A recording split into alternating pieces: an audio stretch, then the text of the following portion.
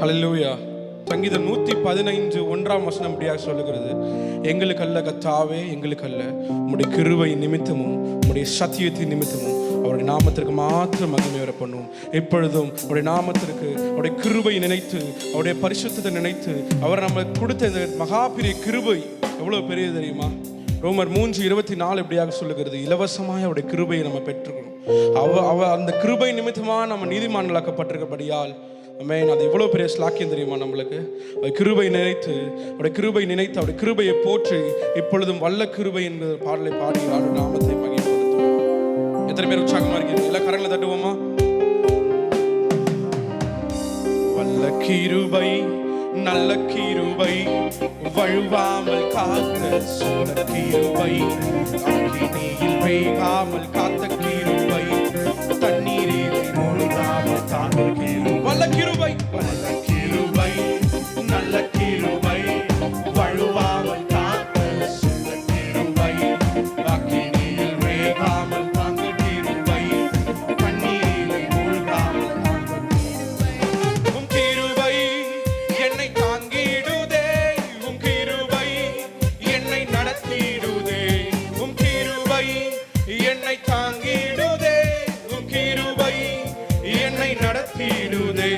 அல்லே அல்லே லூயா, அல்லே அல்லே லூயா. எல்லா கரங்களை வச்சு சொல்லுவோமா? அல்லே அல்லே லூயா, அல்லே அல்லே லூயா.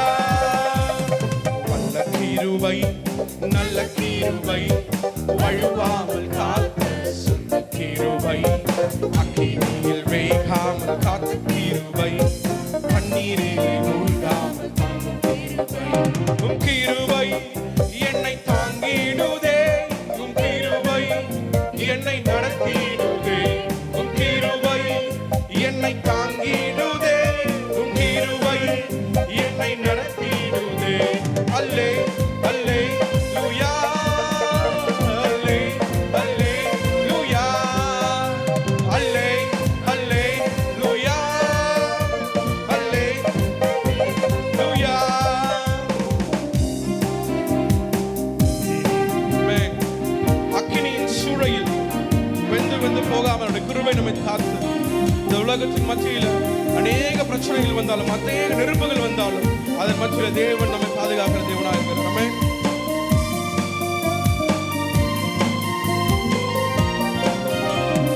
அக்கினியின் சூளையில் வெந்து வெந்து போகாமல் கிருபை தாங்கினதே, என் மூடி கூட கருகாமல், புகை கூட அணுகாமல் கிருபை தாங்கினதே. அக்கினியின் சூளையில் வெந்து வெந்து போகாமல் கிருபை தாங்கினதே.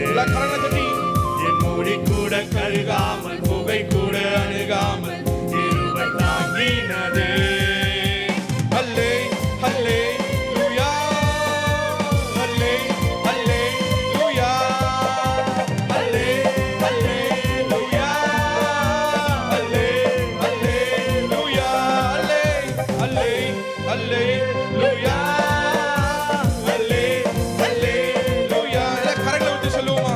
அல்லே அல்லே லூயா, அல்லே அல்லே லூயா. வல்ல கிருபை, வல்ல கிருபை, நல்ல கிருபை, வழுவாமல் காத்த சுத்த கிருபை, தண்ணீரில் வேகாமல் காத்த கிருபை, தண்ணீரிலே மூழ்காமல் காத்த கிருபை. வல்ல கிருபை, வல்ல கிருபை, நல்ல கிருபை, வழுவாமல் காத்த சுத்த கிருபை, அக்கினியில் வேகாமல் காத்த கிருபை, தண்ணீரிலே மூழ்காமல். எல்லாரும் சொல்லுவோம், உம்முடைய கிருபை என்னை தாங்கினது, கிருபை என்னை தாங்கினதே, உம் கிருபை என்னை நடத்திடுதே, உம் கிருபை என்னை தாங்கிடுதே, உம் கிருபை என்னை நடத்திடுதே. அல்லே அல்லே லூயா, அல்லே அல்லே லூயா, அல்லே அல்லே லூயா, அல்லே அல்லே லூயா. பலவீன சோதனை நெருக்கிய நேரங்கள் கிருபை தாங்கினதே, என் நெருக்கத்தின் நேரத்தில் நசுங்கி நான் போகாமல்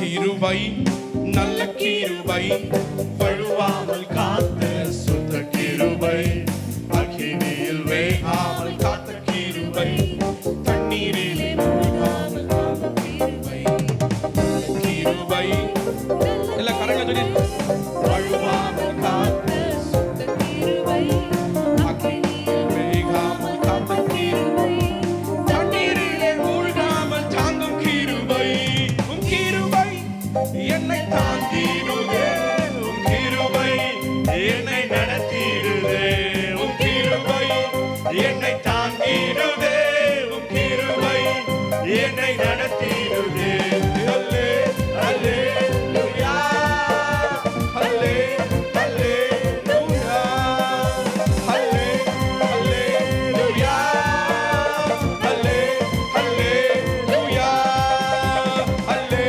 அல்லேலூயா அல்லே அல்லேலூயா அல்லே அல்லேலூயா அல்லே அல்லேலூயா. ஆமென். கரங்களை தட்டி அவருடைய நாமத்தை மையப்படுத்துவோமா? ஆமென். எல்லா மகிமையும் எல்லா கனமும் அவருக்கு மாத்திரமே. எத்தனை பேர் சொல்ல முடியும் அவருடைய கிருபையால் நம்ம நிலை நிற்கிறோம் என்று? நம்ம நிற்பதும் நிர்மூலமாகாமல் இருப்பதும் அவருடைய கிருபை மாத்திரமே. ஒரு ஆண்டவர் நம்மளுக்கு இந்த தந்த கிருபையை அவர் நம்ம கிருபையால் நம்ம நிலை நிற்கிறோம் என்று ஒரு பாடல் மூலமாய் ஆண்டவர் நாமத்தை வகைப்படுத்துவோம். கிருபையால் நிலை நிற்கிறோம், உம் கிருபையால் நிலை நிற்கிறோம், கிருபையால் நிலை நிற்கிறோம், உம் கிருபையால் நிலை நிற்கிறோம், கிருபையால் நிலை நிற்கிறோம், உம் கிருபையால் நிலை நிற்கிறோம் கிருபையால் கிருபையால் நிலை நிற்கிறோம் உம் கிருபையால் நிலை நிற்கிறோம் பெயர் சொல்லி அழைத்தது பெயர் சொல்லி அழைத்தது உங்க கிருபை பெரியவனாக்கியது உங்க கிருபை பெயர் சொல்லி அழைத்தது உங்க கிருபை பெரியவனாக்கியது உங்க கிருபை கிருபை கிருபை கிருபை கிருபை சொல்லுவோமா? கிருபை கிருபை கிருபை கிருபை கிருபை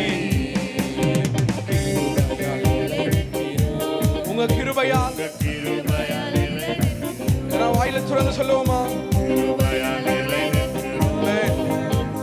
கிருபையால் நீதிமானாய் நீதிமானாய் மாற்றியதும் உங்க கிருபை நித்தியத்தில் சேர்த்ததும் உங்க கிருபை நீதிமானாய் மாற்றியதும் உங்க கிருபை நித்தியத்தில் சேர்த்ததும் உங்க கிருபை கிருபை ஆமென். கிருபை கிருபை கிருபை கிருபை கிருபை பெருகட்டும். ராகா ஷக்கரா பாபா பாபா. கிருபை கிருபை நான் சொல்லுவோமா? கிருபை கிருபை கிருபை கிருபை கிருபை கிருபை கிருபை கிருபை கிருபை கட்டுகளை நீக்கியது கட்டுகளை நீக்கியது உங்க கிருபை காயங்களை கட்டியது உங்க கிருபை கட்டுகளை நீக்கியது உங்க கிருபை காயங்களை ஆற்றியது உங்க கிருபை கிருபை கிருபை கிருபை கிருபை கிருபை கிருபை கிருபையால் நினைக்கிறோம்.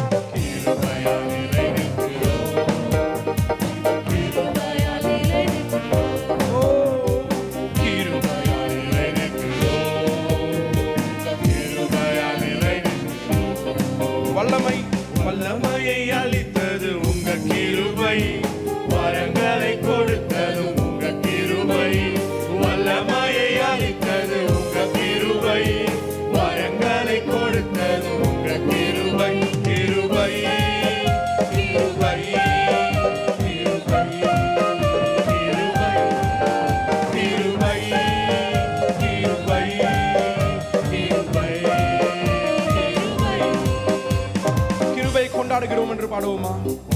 கிருபை கிருபையை கொண்டாடுகிறோம், தெய்வ கிருபையை கொண்டாடுகிறோம். அந்த கிருபையை கொண்டாடுவோமா?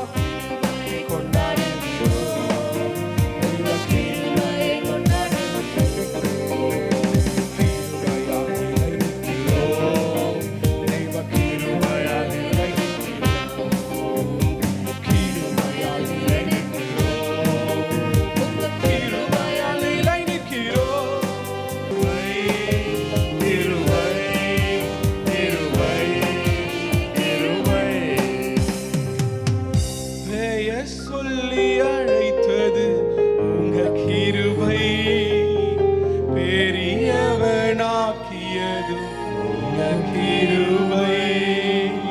பெயர் சொல்லி அழைத்தது உங்க கிருபை, பெரியவனாக்கியது உங்க கிருபை. கரைகளை ஊற்றி சொல்லுவோமா? கிருபை, அவருடைய கிருபை, கிருபை,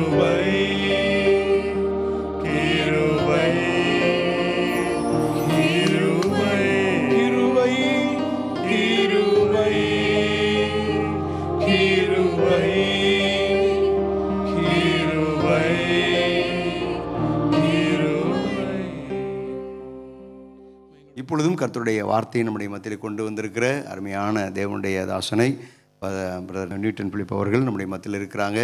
எனவே அவர்கள் இந்த நாட்களில் உங்களுக்கு ஏற்ற நல்ல ஒரு ஆலோசனைகளை, வார்த்தைகளை கொண்டு வருவார்கள்.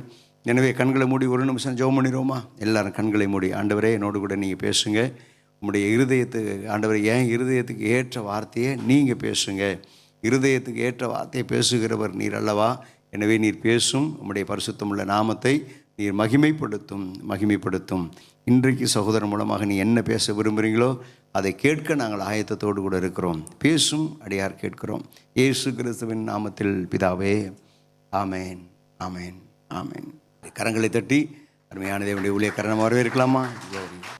ஆண்டவரும் இரட்சகருமாக இயேசு கிறிஸ்துவின் நாமத்திலே உங்களை யாவரையும் வாழ்த்துகிறேன். கர்த்தர் நம்மோடு கூட பேசுவாராக. ஆமென். எபேசியர் 6ஆம் அதிகாரம் 10ஆம் வசனத்திலிருந்து 13ஆம் வசனம் வரைக்கும் வாசிங்க.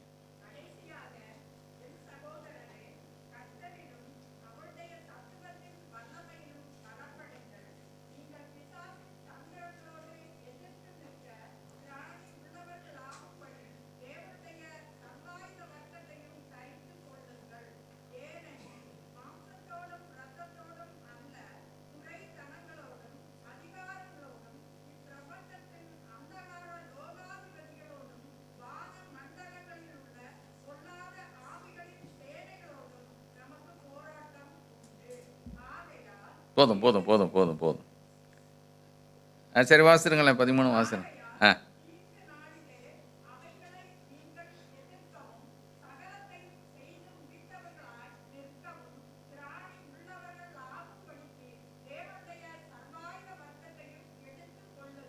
ஆமென். 10ஆம் வசனத்தினுடைய கடைசி வார்த்தை சொல்லுங்க பார்க்கலாம். கடைசி வார்த்தை பலப்படுங்கள். தேங்க்யூ. 11ஆம் வசனத்தினுடைய கடைசி வார்த்தை தரித்து கொள்ளுங்கள். 12ஆம் வசனத்தினுடைய கடைசி வார்த்தை போராட்டம் உண்டு.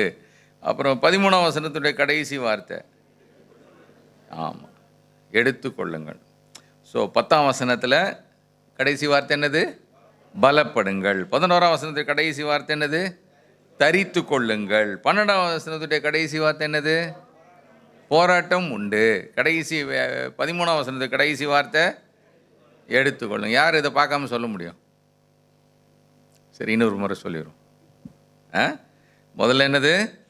பலப்படுவது. 2வது தரித்து கொள்வது. 3வது போராட்டம். 4வது எடுத்துக்கொள்வது. சிம்பிள் தானே? சொல்லுங்க பார்க்கலாம் யாராவது.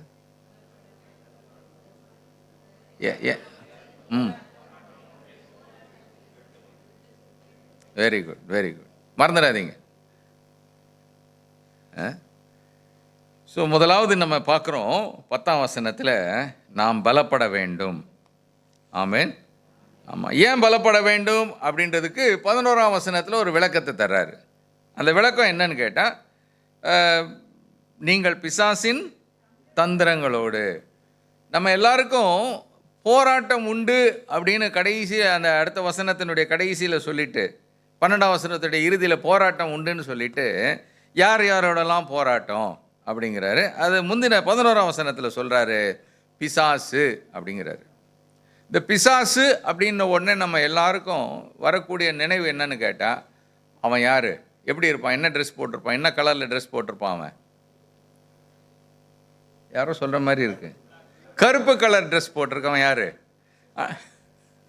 பிசாசு எப்பவுமே என்ன ட்ரெஸ் தான் போட்டிருப்பான், கருப்பு. அப்புறம் பிசாசு எப்படி இருப்பான் அப்படின்னு கேட்டால், கொஞ்சம் நகம்லாம் அப்படி கொஞ்சம் நீளமான நகம் வச்சுட்டு, அப்புறம் நாக்கெல்லாம் அப்படி தொங்கிட்டு, பல்லெல்லாம் ஷார்ப்பாக, பாருங்கள் கரெக்டாக சொல்கிறார் பாருங்கள், ஷார்ப்பாக. அப்புறம் தலையில் கூட சில நேரம் அந்த பிசாசுக்கு என்ன இருக்கும், கொம்பு இருக்கும். அந்த பிசாசு நினச்சா டக்குன்னு என்ன பண்ண முடியும், அப்படி பறக்கலாம் முடியும், அது ஃப்ளோட் ஆக முடியும் ஏரில். ஸோ இதுதான் நம்ம பிசாசுன்னு நினச்சி வச்சுருக்கோம். ஏன்னா இதை தான் பிசாசுன்னு சொல்லி என்ன பண்ணுறாங்கன்னு கேட்டால் எல்லா இடத்துலையும் வந்து காமிக்கிறாங்க, இப்படி தான் இருக்கும் அப்படின்னு. உண்மை தானே நான் சொல்கிறது? ஆமாம். பைபிள் பிசாசுனா யாரை சொல்லுது அப்படின்னு கேட்டால், அவனை ஒரு எதிராளியாக காண்பிக்கிறது. சரியா? அவனுடைய உருவத்தை நம்ம இங்கே பார்க்கல, but he is our opponent. நம்ம எல்லாருக்கும் எதிரி யார் தான்? பிசாசு அப்படின்னு காண்பிக்கப்படுகிறது. சரியா? நமக்கு சத்ரு அவன் தான். அப்புறம் அது மாத்திரமல்ல, அவன் எப்படிப்பட்ட சத்ரு அப்படின்னு பார்த்தீங்கன்னா, 11ஆம் வசனத்தை மறுபடியும் வாசிங்க, 6:11. போதும் போதும் போதும் போதும் போதும். அவன் எப்படிப்பட்ட சத்ரு, எப்படிப்பட்ட எனிமி? தந்திரமுள்ள ஒரு எனிமி. 2 விதமான எனிமீஸ் உண்டு. ஒருத்தன் டைரெக்டாக வந்து என்ன பண்ணுவான், அடிப்பான். இன்னொருத்தன் சிரிச்சினே நம்ம பின்னால் வந்து என்ன பண்ணுவான், சிரிக்கிறார்.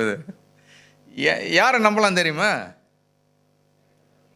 டைரெக்டாக மோதுறான்ல, அவனுக்கு தெரியும் இவன் வந்து இப்படி தான் அடிப்பான், இல்லை இவன் இப்படி தான் வந்து சண்டை போடுவான்னு தெரியும், ஃபேஸ் பண்ணிக்கலாம். ஆனால் ஒருத்தன் இருக்கான், இவன் சத்ரு. சொல்லுவாங்க வெண்ணெயில் வந்து வெட்டுறதான்.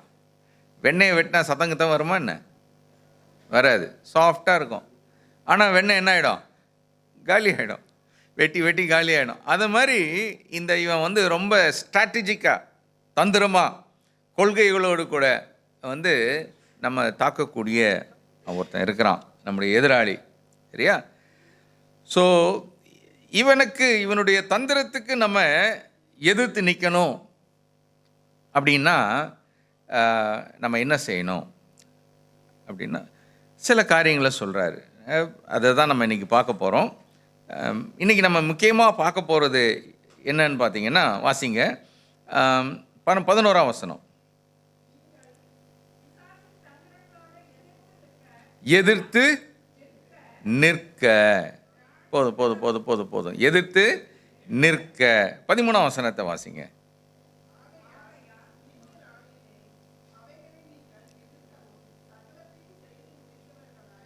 நிற்கவும். சரி, 13ஆம் வசனத்தில் நிற்கவும். 16ஆம் வசனத்தை வாசிங்க.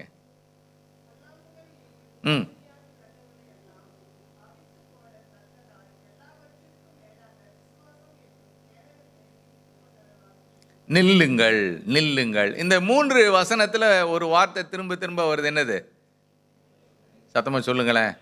நில்லுங்கள். நிற்பதை குறித்து பார்க்குறோம். நிற்பது, நிற்க. எந்த வசனம்? 11ஆம் வசனத்தில் எதிர்த்து நிற்க. 13ஆம் வசனத்தில் சகலத்தையும் செய்து முடித்தவர்களாய் நிற்க. 13ஆம் வசனம் அப்படி தானே சொல்லுது. 11ஆம் வசனத்தில் எதிர்த்து நிற்க. அப்புறம் 13ஆம் வசனத்தில் சகலத்தையும், பாருங்க வசனத்தை பாருங்க, செய்து முடித்தவர்களாய் நிற்கவும். 16ஆம் வசனத்தில் பிடித்து கொண்டு, எதை பிடித்து கொண்டு? கேடகத்தை பிடித்து கொண்டவர்களாய் நிற்க நிற்க நிற்க. ரைட். அப்படின்னா இன்னைக்கு நம்ம பார்க்க போகிறது என்னென்னா, நிற்கிறத பற்றி பார்க்க போகிறோம். ஒரு சர்வாயுத வர்க்கத்தை குறித்து இங்கே சொல்லப்பட்டிருக்கிறது. இது எல்லாத்தையும் நம்ம இன்றைக்கி பார்க்க போகிறதில்ல. நிற்கணும். சொல்லுங்கள், நிற்கணும் நிற்கணும். சரியா? எப்படி நிற்கணும்னு கேட்டால் அவருடைய வல்லமையில் பலப்பட்டு நிற்கணும், தரித்து கொண்டு நாம் நிற்கணும், சர்வாயுத வர்க்கத்தை தரித்து கொண்டு நிற்கணும், போராட்டங்களின் மத்தியிலே நாம் நிற்கணும். சரியா? சர்வாயுத வர்க்கத்தை எடுத்துக்கொண்டு நம்ம நிற்கணும். சர்வாயுத வர்க்கத்தை தரித்து கொண்டு போட்டுக்கிட்டு இருக்கணும், இன்னொன்று சர்வாயுத வர்க்கத்தை கையில் எடுத்துக்கிட்டு நிற்கணும். இதான் நிற்கணும். ஸோ இன்றைக்கி செய்தி என்னன்னு கேட்டால் நிற்க, ஸ்டாண்ட். மறந்துடாதீங்க.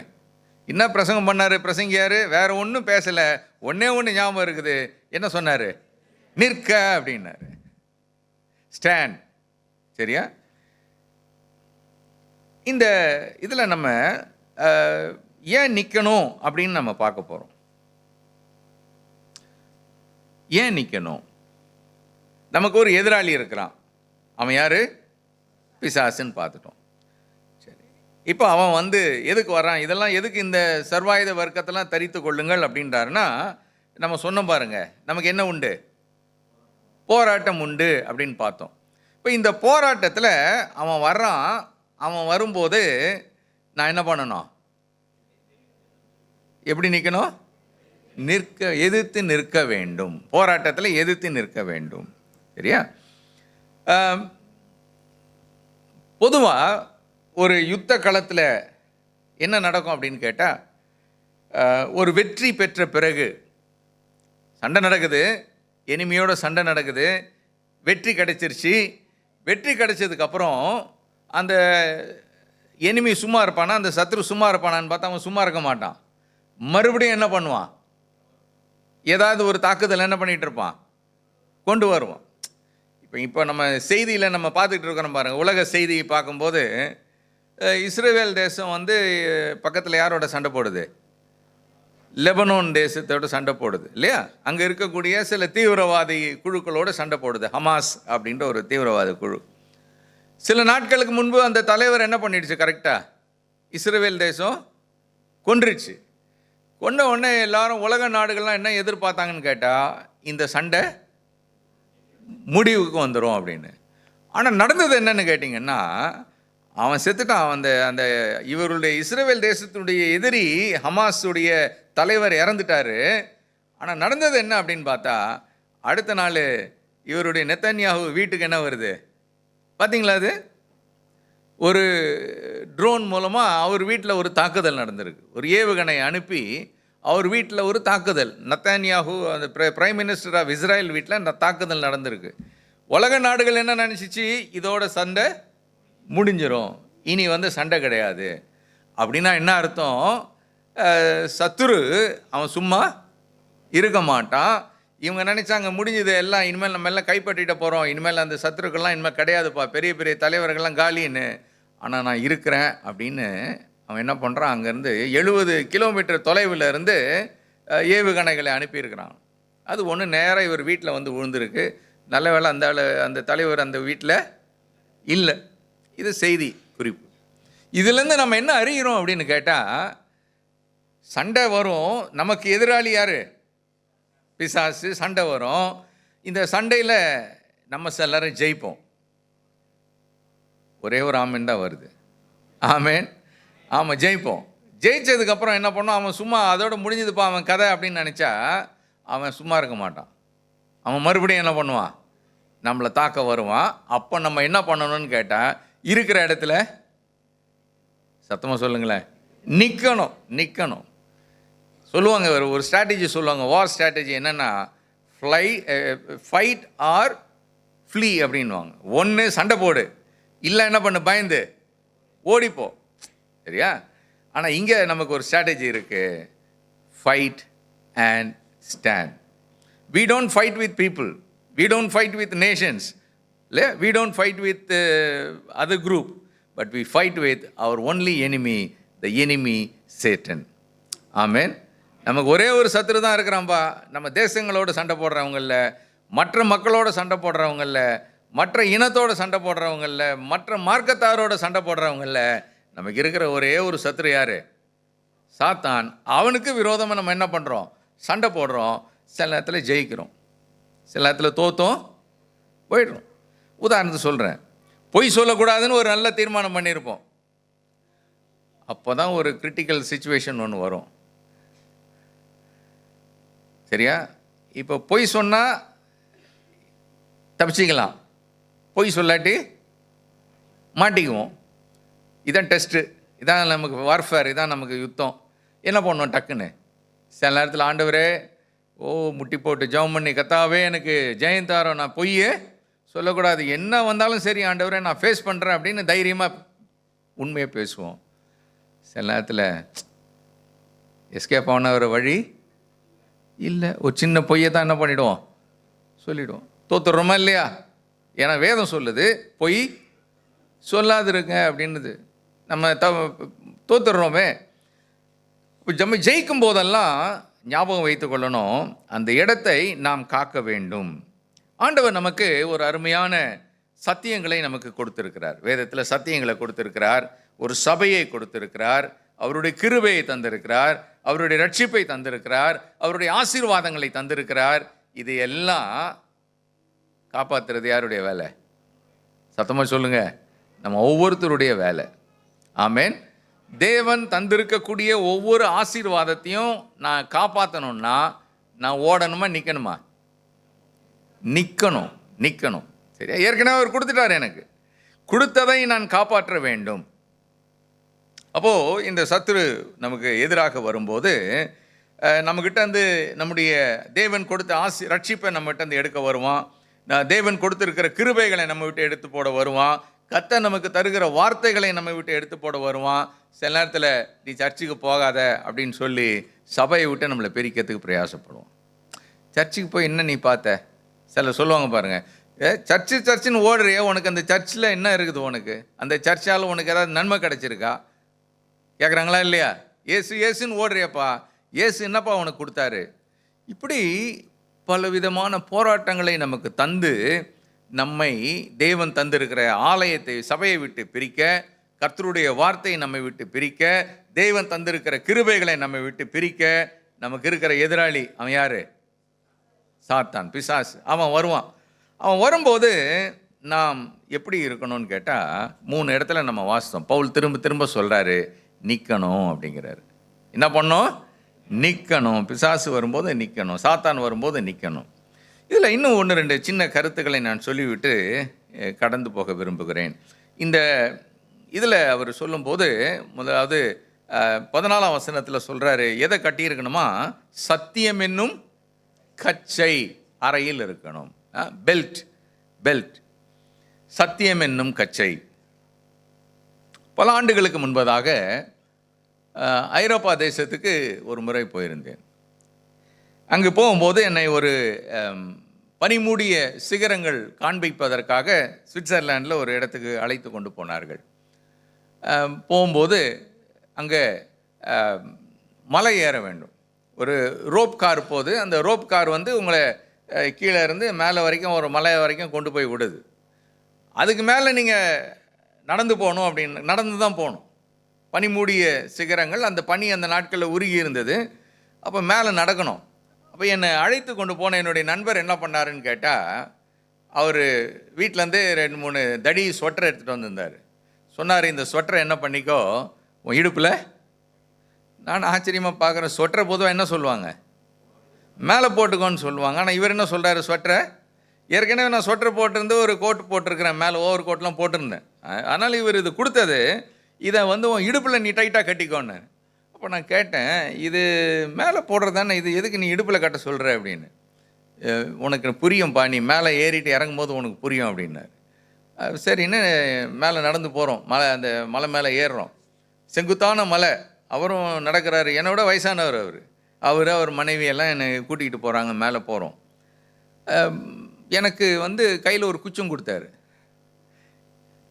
இது ஒன்று, இடுப்பில் ஒரு கச்சை, அப்புறம் கையில் ஒரு தடி கொடுத்தாரு.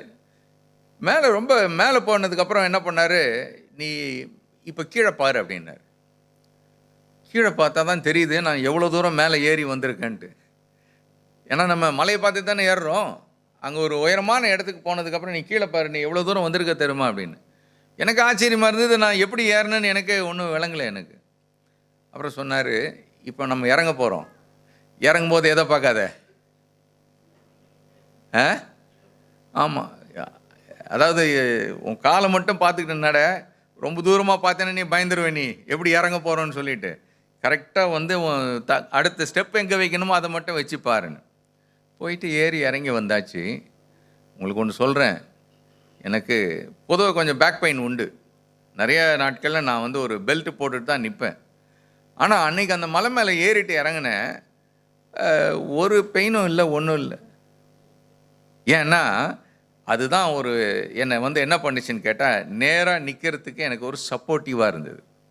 இப்போ இங்கே முதல்ல ஆரம்பிக்கும்போது இந்த சர்வாயுத வர்க்கத்தில் முதல்ல ஆரம்பிக்கிறது என்ன தான் ஆரம்பிக்குதுன்னு கேட்டால், பெல்ட்டில் தான் ஆரம்பிக்குது. சத்தியம் என்னும் கச்சை, கச்சை, கச்சை.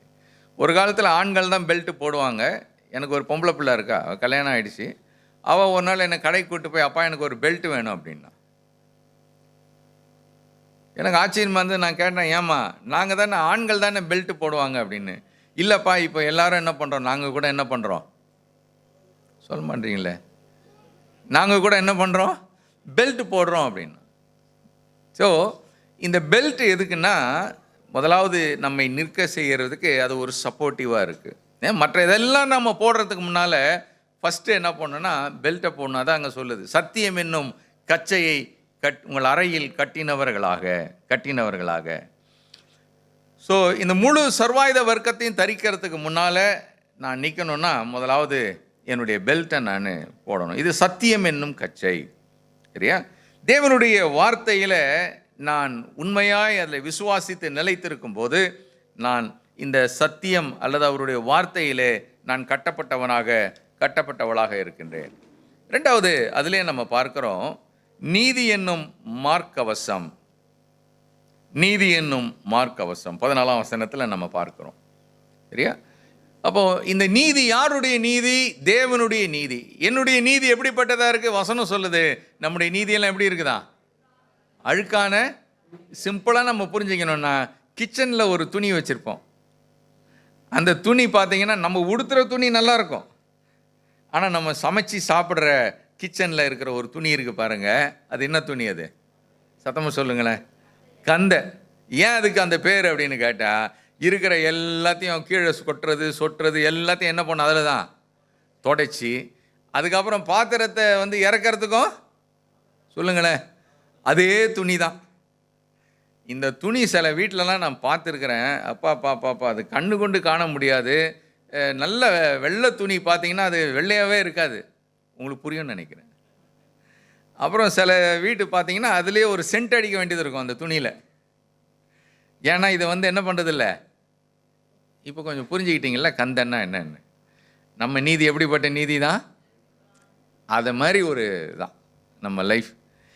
ஆனால் நம்ம இப்படிப்பட்ட நிலையில் இருந்த நம்மை அவர் என்ன பண்ணாரா? ரோமர் 5:1 வாசிங்க. ரோமர் 5:1.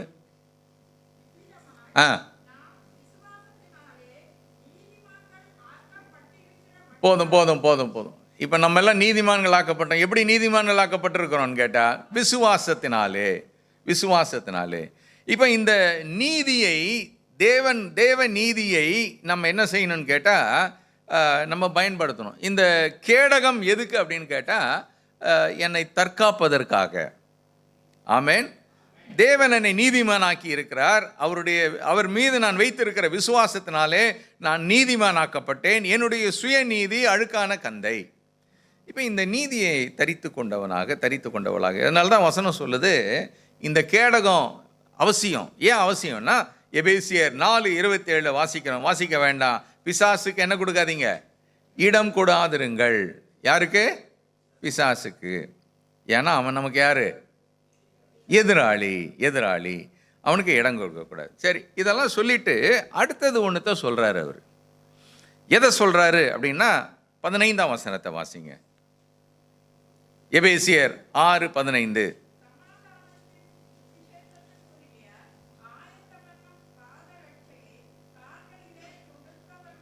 போதும். பாதரட்சை. இன்னைக்கு நிற்கணும் அப்படின்னா நமக்கு என்ன அவசியம்? சத்தமாக சொல்லுங்களேன். பாத ரட்சை. பெல்ட் அவசியம். அதோடு கூட நம்ம நிற்கணும்னா பாதரட்சை அவசியம். இன்னைக்கு ஒரு காலத்தில் செருப்பு போடாத ஒரு உலகத்தில் நம்ம வாழ்ந்தோம். எனக்கெல்லாம் ஞாபகம் இருக்குது, நான் சின்ன பையனாக ஸ்கூலுக்கு போகும்போது மே மாதம் வெயில் அடிக்கும், ஏப்ரல் மாதம் வெயில் கொளுத்தும், ஆனாலும் காலில் செருப்பு போட மாட்டேன். செருப்பு அப்படியே எங்கள் வீட்டில் வாங்கி கொடுத்தாலும் செருப்பை 4 நாளில் தொலைச்சிருவேன். அதனால் எங்கள் அப்பா அம்மா என்ன பண்ணுவாங்கன்னு கேட்டால், நீ செருப்பு இல்லாமல் போடா, நீ அப்போ தான் உனக்கு இந்த வெயில் உரைக்கும் அப்படின்வாங்க. வெயில் சில நாட்களில் இவ்வளவு கடுமையாக இருக்கும், கீழே கிடக்கிற பேப்பர் இருக்குது பாருங்க, இதெல்லாம் எடுத்து ஒரு நூலை போட்டு என்ன பண்ணுறது காலில். ஏன்னா காசு போட்டு வாங்கி தருவாங்க பாட்டாவில் போய். கரெக்டாக 3ஆவது நாள் இல்லது ஒரு வாரத்தில் அந்த செருப்பை என்ன பண்ணிவிடுவேன், தொலைச்சிடுவேன். என் கூட படிக்கிற பசங்களும் எல்லாரும் செருப்பு இல்லாமல் தான் வருவானு. அது ஒரு பள்ளிக்கூடம். இப்போ தான் நீங்களாம் எங்கே போகிறீங்க, ஸ்கூலுக்கு போகிறீங்க. அந்த பள்ளிக்கூடத்துக்கு வர பசங்க எல்லாம் செருப்பு இல்லாமல் வருவாங்க. மோஸ்ட்லி செருப்பு இல்லாமல் தான் வருவாங்க. வெயில் மழை ஒன்றும் நமக்கு நோ பாதரேஷன். ஆனால் இப்போது வீடுகளில் உள்ளே போனால், உள்ளே போகும்போதே ஒரு ஸ்டாண்ட் ஒன்று இருக்குது பாருங்கள். அந்த ஸ்டாண்ட் எப்படி இருக்குன்னு கேட்டால் நிரம்பி இருக்கு. இருக்கா இல்லையா? ஆமாம். ஏன் அது நிரம்பி இருக்குன்னு கேட்டால், நம்ம போடுற பாத அணிகள் இருக்கு இல்லையா, செருப்பு இருக்கு இல்லையா, இது வந்து பார்த்திங்கன்னா வித்தியாசமான நேரத்துக்கு வித்தியாசமான பாத அணிகளை நம்ம பயன்படுத்துகிறோம். உண்மை தானே? ஆமாம். செருப்பே போடாத ஒரு காலம் இருந்தது. இப்போ செருப்பு வந்து என்னன்னு பார்த்தீங்கன்னா, காலத்துக்கு இடத்துக்கு ஏற்றது போல் எதை போடுறோம்? சத்தமாக சொல்லுங்களேன். நீங்களாம் கோச்சிங் மாட்டீங்கன்னு நினைக்கிறேன். நான் சொல்கிறது தப்புன்னா நீங்கள் வந்து என்கிட்ட அப்புறம் கடைசியாக நீங்கள் சொன்னது தப்புயா அப்படின்னு. ஆண்கள் வந்து அவ்வளோவா நம்ம பார்க்குறதில்ல. ஆனால் பெண்கள் பார்த்திங்கன்னா, சில பெண்களை நான் பார்த்துருக்குறேன். வந்து இந்த பாத ரட்சை வந்து எப்படின்னு பார்த்தீங்கன்னா, அவங்க உடுத்துகிற உடுப்புக்கு எப்படி அது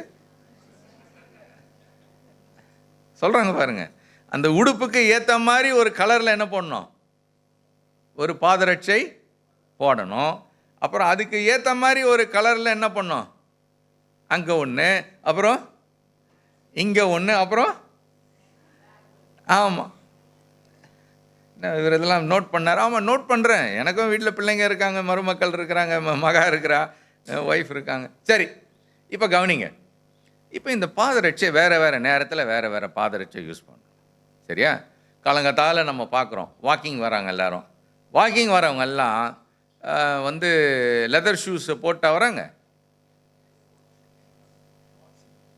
என்னையா? கேன்வாஸ் வாக்கிங் ஷூஸ், அப்படி தானே? ஆமாம். அதுக்கப்புறம் வாக்கிங்லாம் முடிச்சுட்டு வேலைக்கு போகும்போது அது வேறு ஒரு பாதரட்சை. சரி, சிலர் வச்சுருக்கிறாங்க, இந்த கல்யாணம் ஃபங்க்ஷனுக்கெல்லாம் போகிறதுக்குன்னு ஒன்று வச்சுருப்பாங்க. இதை ரெகுலராக என்ன பண்ண மாட்டாங்க. அப்போ தான் எடுத்து என்ன பண்ணுவாங்க, அதை நல்லா தொடச்சி நல்லா பாலிஷ்லாம் போட்டு பக்காவாக போட்டு அதை வந்து ஒரு ஃபங்க்ஷனுக்கு போடுறது இது வச்சுருக்காங்க. அப்படி தானே? இப்படி ஒரு சூழ்நிலைக்கு ஏற்ற மாதிரி for every occasion we have kept some shoes for us. ஒவ்வொரு சூழ்நிலைக்கும் ஏற்ற மாதிரி சில பாத அணிகள் ரட்சைகளை வைத்திருக்கிறோம். சரி, கை தூக்க சொல்ல மாட்டேன், நீங்கள் மனசில் வச்சுக்கோங்க. என்கிட்ட 5 பேர் ஆஃப் செருப்புக்கு மேலே இருக்குது அப்படின்றவங்க இருந்தீங்கன்னா சந்தோஷப்படுங்க. என்கிட்ட 2 இருக்குது அப்படின்றவங்க சந்தோஷப்படுங்க. இல்லை என்கிட்ட 10க்கு மேலே இருக்குன்றவங்க நீங்களும் என்ன பண்ணுங்க, சந்தோஷப்படுங்க. நீங்கள் 2 வச்சுருந்தாலும் சரி, 5 பேர் வச்சுருந்தாலும் சரி, 10 வச்சுருந்தாலும் சரி, இது ஒரே பர்பஸ் தான், என் காலை காப்பாற்றுது. அதுக்கு தான் சந்தோஷப்பட சொன்னேன். ஆமேன். பாதரட்சை என் காலை பாதுகாக்குது.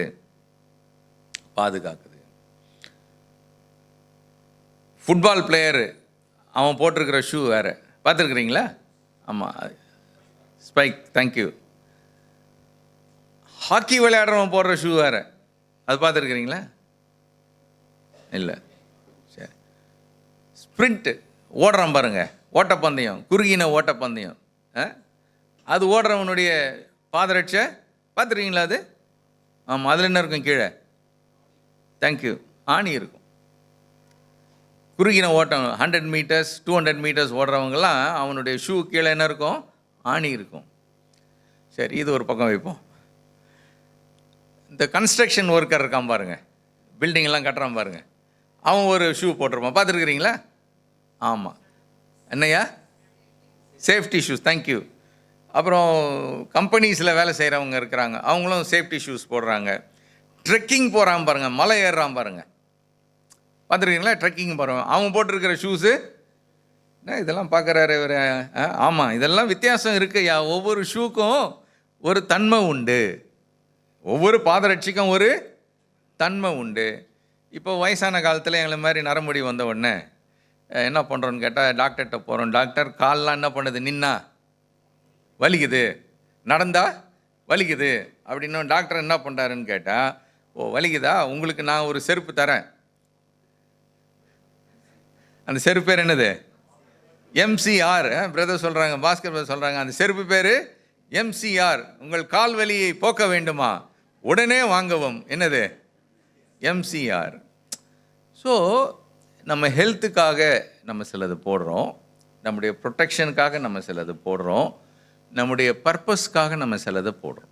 நான் என்ன வேலை செய்கிறேன், அந்த வேலைக்கு எது ஆமாம் கரெக்டாக இருக்கும், எது கன்வீனியண்ட்டாக இருக்கும், அதுக்காக நான் சில பாதரட்சைகளை போடுறேன். அப்படி தானே? உண்மை தானே அது?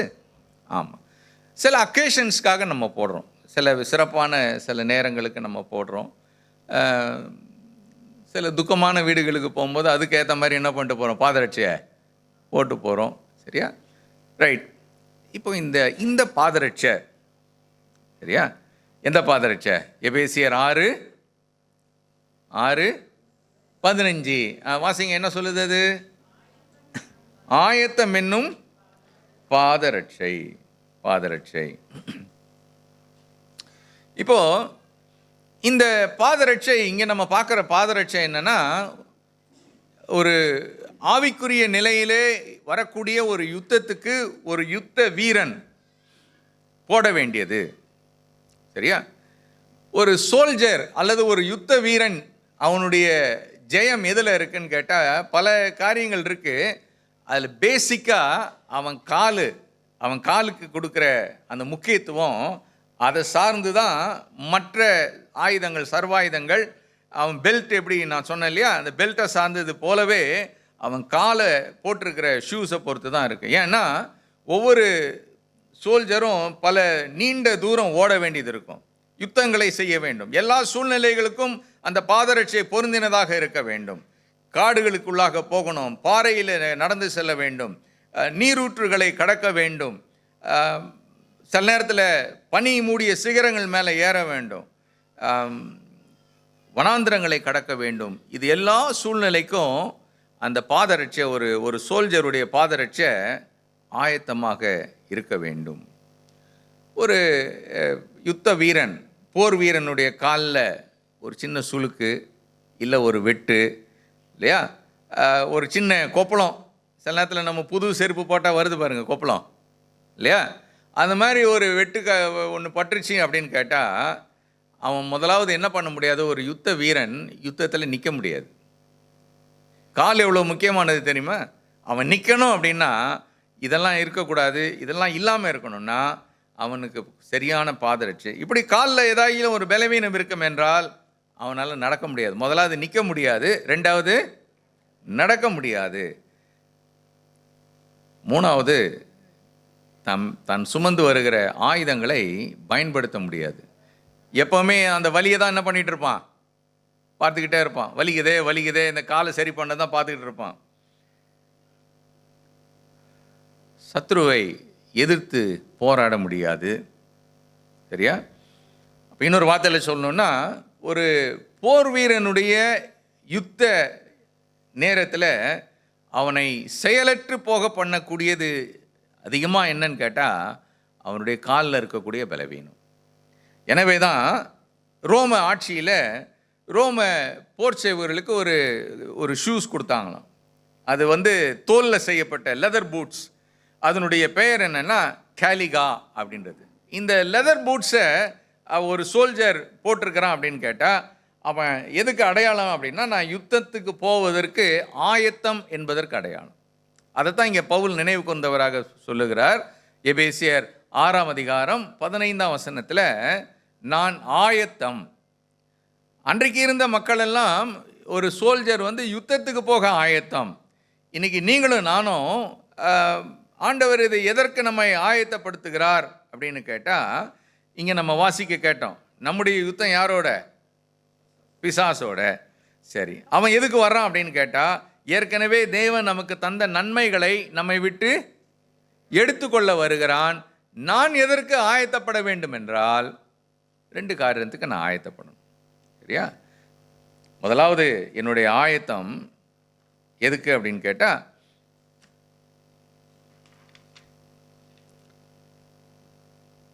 வாசிங்க 1 பேதுரு 3ஆம் அதிகாரம் 15ஆம் வசனம். 1 பேதுரு 3:15.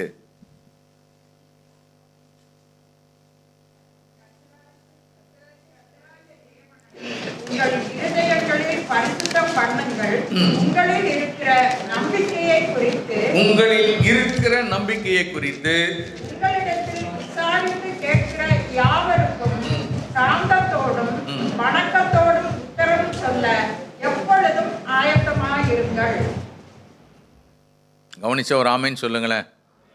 உத்தரவு சொல்ல எப்படி இருக்கணுமா? ஆயத்தமாக இருக்கணும். என்ன உத்தரவு சொல்லணும்? சிலர்லாம் கேட்டிங்கன்னா பதில் சொல்ல மாட்டாங்க.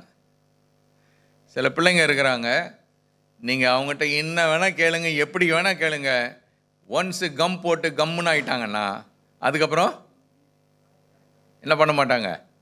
வாயே திறக்க மாட்டாங்க. பார்த்துருக்குறீங்களா? ஆமாம். வாயில் என்ன வச்சுருக்கிற நீ சொல்லுங்களேன், என்ன சொல்லுவாங்க? கொழுக்கட்டையாக நீ வச்சுருக்கிற, வாயை தர. ஆனாலும் இப்போ என்ன ஆயிடுச்சு? வாய் கம்முன்னு இருக்குது, கம் போட்ட வாய். சரியா? ஆனால் வசனம் என்ன சொல்லுது? உங்ககிட்ட இருக்கிற எதை சொல்லணுமா? நம்பிக்கையை குறித்து விசாரிக்கிறவங்க. எனக்கு நம்ம எல்லாருக்கும் ஒரு நம்பிக்கை இருக்குது. என்ன நம்பிக்கை அப்படின்னு கேட்டால், கர்த்தராக இயேசு கிறிஸ்து நம்முடைய பாவங்களுக்காக மரித்தார் அப்படின்ற ஒரு நம்பிக்கை இருக்குதா இல்லையா? இருந்த ஒரு ஆமேன்னு சொல்லுங்களேன். ஆமேன். இயேசு கிறிஸ்து சீக்கிரம் வரப்போகிறார். நம்பிக்கை இருக்கா? ஆமேன். ஆமாம். அவர் வரும்போது நம்மெல்லாம் அவரை எதிர்கொள்ள போகிறோம். நம்பிக்கை இருக்கா? ஆமேன். நம்மலாம் தேவனுடைய பிள்ளைங்கன்ற நம்பிக்கை இருக்கா? ஆமேன். இந்த நம்பிக்கையை யாராவது கேட்டாங்கன்னா, நீங்கள் என்ன நம்புறீங்க அப்படின்னு கேட்டால், நம்முடைய ஆலயங்களில் நம்ம என்ன பண்ணுறதில்ல, விசுவாச பிரமாணம்னு ஒன்று சொல்கிறதில்ல. அந்த விசுவாச பிரமாணம்ன்றது என்னன்னு கேட்டால், நம்முடைய நம்பிக்கையே அதை அப்படியே சொல்கிறது. வானத்தையும் பூமியும் படைத்த சர்வ வல்லமுள்ள தேவனை விசுவாசிக்கிறேன். இப்போ தான் வருது பாருங்க. இப்படியே இதுதான் நம்முடைய நம்பிக்கை. புரியுதா? அந்த நம்பிக்கையை குறித்து யார் கேட்டாலும் அதை சொல்கிறதுக்கு நம்ம எப்படி இருக்கணுமா? ஆயத்தமாக இருக்கணுமா? சாந்தத்தோடு பதில் சொல்ல ஆயத்தமாக இருக்கணுமா? இப்போ ஆயத்தம் என்னும் பாதரட்சை எதுக்கு அப்படின்னு கேட்டால், நான் ஏற்கனவே பெற்று நம்பிக்கொண்டு இருக்கிற இந்த நம்பிக்கையை நான் என்ன பண்ணணும்? தைரியமாக சொல்லணும். கேட்குறவங்களுக்கு என்ன பண்ணணும்? சொல்லணும். நிறைய பேர் கேட்குறாங்க நம்மளை, நீங்கள் ஏங்க அப்படி பண்ணுறதில்ல, நீங்கள் ஏங்க இப்படி பண்ணுறதில்ல கேட்குறாங்களா இல்லையா?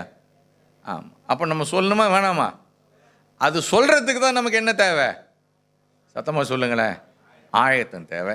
அந்த ஆயத்தம் தான் என்னது? பாதரட்சை. சரி, தீத்து 3ஆம் அதிகாரம் 1 வசனம். தீத்து 3:1.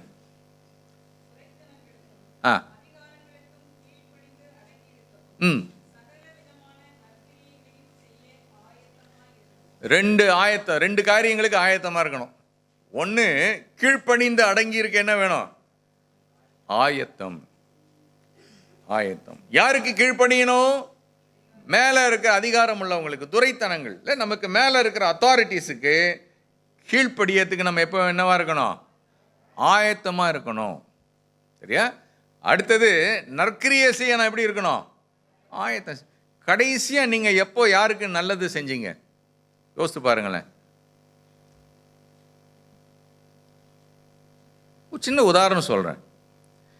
இன்னைக்கு காலையில் நான் வரதுக்கு முன்னால் ஒரு இடத்துல சாப்பிட்டு வந்துடலாம் அப்படின்னு சாப்பிட போனேன். நான் சாப்பிட்றதுக்கு முன்னாடி அந்த கடைக்காரர் என்ன பண்ணார், ஒரு இலையில் சாப்பாடெலாம் வச்சு அப்படியே கொண்டு போய் மேலே எட்டி பார்த்தாரு. புரியுது இல்லையா உங்களுக்கு? யாருக்கோ ஒரு காக்காக்கு என்ன பண்ணுறாரு, அவர் சாப்பாடு போடுறாரு. ஆனால் அங்கே உள்ள ஒன்று எழுதி வச்சிருக்கிறாரு. ஒரு சின்ன ஒரு இது பார்த்தேன், ஒரு இது ஒட்டி வச்சிருக்கிறாங்க. இங்கே இந்த ஹோட்டலில் நீங்கள் வந்து யாராவது வந்து உதவி கேட்டாங்கன்னா, உங்ககிட்ட கேட்டாங்கன்னா, அவங்கள நாங்கள் இங்கே உள்ளே உட்கார வச்சு சாப்பிட்றதுக்கு அனுமதி கிடையாது. சிலர் வந்து நம்மளை கேட்குறாங்க இல்லையா, சாப்பாடு கொடுங்கன்னு. நம்ம என்ன பண்ணுறோம், போய் நீ சாப்பிட்டுக்கோப்பா அப்படின்னு சொல்லி 4 இட்லி கொடுப்பா அவனுக்கு அப்படின்ட்டு நம்ம காசு கொடுத்துட்டு போயிடுறோம். அப்படிப்பட்ட ஆட்கள் நாங்கள் என்ன செய்ய மாட்டோம், உள்ள அனுமதிக்க மாட்டோன்னு ஒரு ஸ்லிப் ஒட்டியிருக்கிறாங்க. ஒரு பக்கம் யாருக்கு கொடுக்குறாங்க, யாருக்கோ கொடுக்குறாங்க. இன்னொரு பக்கம் என்ன சொல்கிறாங்க, நான் கொடுக்க மாட்டேன் அப்படின்றாங்க. அதுக்கு அவங்க பல காரணங்கள், நியாயமான சில காரணங்களை அவங்க சொல்லலாம். சரியா? இப்போது நம்ம வாழ்க்கையில் நம்ம அதே மாதிரி சில முகாந்திரங்களை சொல்லுவோம். பிச்சை போடணும், யாருக்கு போடணும்னு கேட்டால், பாத்திரம் அறிந்து என்ன பண்ணுமா, பிச்சை போடு அப்படிங்கிறான். நமக்கு தெரியாது வேதம் என்ன சொல்லுதுன்னு கேட்டால், அவர் நல்லோர் மேலும் தீயோர் மேலும் எதை வர்ஷிக்க பண்ணுறாராம், அவர் பாத்திரத்தை போடுறாரு. இந்த மெட்ராஸ்காரங்களாம் ரொம்ப நல்லவங்கப்பா, இவங்களுக்கு நிறைய என்ன கொடு சொல்லுங்களேன், மழையை கொடு, பாத்திரம் வரைஞ்சா கொடுக்குறாரு அவர். கடைசியாக நற்கிரியை நாம் எப்போ செஞ்சுருக்கிறோம்? தபித்தாள் என்னும் சீஷி அவுட். அந்த அம்மா என்ன செஞ்சாங்கன்னு அந்த அம்மாவுக்கு கணக்கு தெரியுமா என்னன்னு தெரில. அவங்க செத்ததுக்கப்புறம் வந்து என்ன பண்ணாங்களா, எல்லாரும் பேதர்கிட்ட காட்டுறாங்களாம், இந்த பாரு இந்த அம்மா எனக்கு கொடுத்த ஃப்ராக்கு பாரு, இந்த அம்மா எனக்கு கொடுத்த கவுனை பாரு, இந்த அம்மா கொடுத்த ப்ளவுஸை பாரு, இந்த அம்மா தான் எனக்கெல்லாம் தச்சு கொடுத்தாங்க அப்படின்னு. நற்கிரியை செய்ய நம்ம எப்படி இருக்கணும், ஆயத்தமாக. அப்படின்னா என்ன அர்த்தம், நற்கிரியை யாருக்கெல்லாம் நம்ம செய்யணும் அப்படின்னு ஆண்டவர் ஒரு அவகாசத்தை கொண்டு வராரோ, அந்த அவகாசத்தைக்கு நம்ம கீழ்ப்படிஞ்சு உடனே என்ன பண்ணணும், செய்யணும். நம்ம அதுக்குன்னு போயிட்டு பெரிய போஸ்டர் அடித்து இன்றைக்கு நான் 1000 பேருக்கு அன்னதானம் செய்கிறேன் அப்படின்னு சொல்லி நம்ம வீட்டுக்கு முன்னாடி பெரிய டேக்ஸாவை வச்சு வரவும் போகிறவனுக்கெல்லாம் சாப்பாடு கொடுக்க வேண்டிய அவசியம், நற்கிரியை அப்படி காண்பிக்க வேண்டிய அவசியம் இல்லை. நற்கிரியை எப்படி இருக்கணுமா, ஆண்டவர் சொல்லி தர்றாரு, நீ வலது கை செய்கிறத அதான் நற்கிரியை, அதான் நற்கிரியை. அதுக்கு எப்படி இருக்கணுமா, நம்ம சத்தமாக சொல்லுங்களேன், ஆயத்தமாக இருக்கணும். நான் நற்கிரியை செய்யணும்னா என்கிட்ட ஆண்டவர் ஏதோ ஒன்று என்ன பண்ணியிருக்கிறாரு, கொடுத்துருக்கிறார். புரியுதா? நான் நற்கிரியை செய்யணும்னா என்கிட்ட ஏதோ ஒன்று ஆண்டவர் கொடுத்துருக்கிறாரு. ரொம்ப இல்லை, கொஞ்சம் கொடுத்துருக்கலாம். 10 தாலந்து 5 தாலந்து பார்க்குறோம் இல்லையா, 2 தாலந்து ஏதோ ஒன்று இருக்குல்ல, அட்லீஸ்ட் 2ஆவது இருக்குல்ல. அதை வைத்து இன்றைக்கி உலகத்தில் பல இடங்களில் மக்கள் பசியும் பட்னியுமாக வாழ்ந்து கொண்டிருக்கிறார்கள். ஒரு குறிப்பேடு சொல்லுகிறது, சில மேலை நாடுகளிலே அவர்கள் வேஸ்ட் பண்ணுற அந்த உணவு 3ஆம் உலக நாடுகளிலே பஞ்சத்தில் இருக்கிற நாடுகளுக்கு கொடுக்கப்படுமே, ஆனால் பல ஆண்டுகள் அவர்கள் திருப்தியாக சாப்பிடலாமா. ஒரு நாள் அவங்க வேஸ்ட் பண்ணுற உணவு. கொஞ்சம் யோசிச்சு பாருங்கள், நம்ம வீட்டில் குப்பை கூடையில் எவ்வளோ நல்ல சாப்பாடை நம்ம டெய்லி வேஸ்ட் பண்ணுறோம். இது யாருக்காவது பயனுள்ளதாக போயிருக்குமே. புரியுதா? நற்கிரியை செய்ய நாம் ஆயத்தமாக இருக்க வேண்டும். அடுத்தது, உத்தரவு கேட்கிறவர்களுக்கு, நம்மை விசுவாசத்தை குறித்து கேட்கிறவர்களுக்கு நாம் சொல்ல ஆயத்தம் உள்ளவர்களாக இருக்க வேண்டும். நம்ம எல்லாருக்கும் தெரியும், இது சுவிசேஷம் என்ற ஒரு நற்கிரியையும் அதில் உண்டு. மார்க்கு சுவிசேஷம் 16ஆம் அதிகாரம் 15ஆம் வசனம். மார்க்கு 16:15. அவர்களை நோக்கி, நீங்கள் உலகமெங்கும் போய் சர்வ சிருஷ்டிக்கும் சுவிசேஷத்தை பிரசங்கியுங்கள். ஆயத்தம், சுவிசேஷத்தை பிரசங்கிப்பதற்கு ஆயத்தம். ஆண்டவர் சொன்னார், ரட்சிக்கப்பட்ட ஒவ்வொரு மனுஷனுக்கும் ஆண்டவர் கொடுக்குற கட்டளை என்னன்னா, போங்கப்பா சுவிசேஷத்தை சொல்லுங்க. எங்கே போகிறது? முதல் கேள்வி, நிறைய பேர் நான் அமெரிக்கா போகிறதுக்கு ரெடி ஆண்டவரே அப்படின்றாங்க, நான் இங்கிலாந்து போகிறதுக்கு ரெடி ஆண்டவரேன்றாங்க. ஆண்டவர் சொல்கிறாரு, அப்பா பரிசுத்தாவி உங்களிடத்தில் வரும்போது நீங்கள் என்ன அடைவீங்க?